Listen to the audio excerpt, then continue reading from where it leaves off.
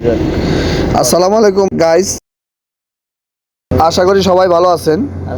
আলহামদুলিল্লাহ। আজকে যে ভিডিওটা আনলাম এটা বাজারের পরিস্থিতি সম্বন্ধে। আপনারা ভিডিওটা ভালো করে দেখুন।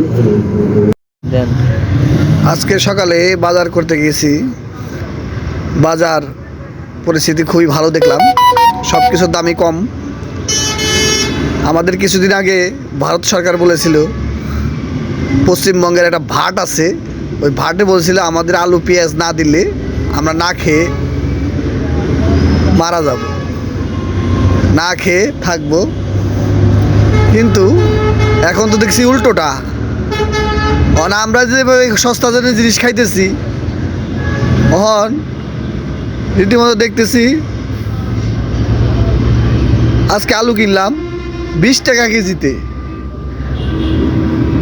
মরিচ কিনলাম 40 টাকা কেজিতে, পেঁয়াজ কিনলাম 40 টাকা কেজিতে। এত সস্তা জিনিস হয়ে গেলে তাহলে ওই যে পশ্চিমবঙ্গের যে এক ভাট আছে, যে গরুর মাংস 3-4 বাটি করে খায় আর নাম কেলায় হিন্দু, ওই ভাটের কথা অনুযায়ী তো আমাদের দেশে চলে না।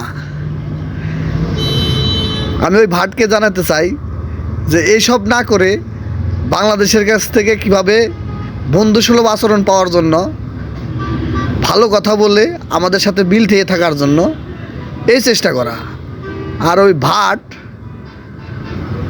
বেশি বুঝে, তো এই বেশি বোঝার কারণে আজকে বাংলাদেশ ভারত এই পরিস্থিতির ভিতরে পড়েছে।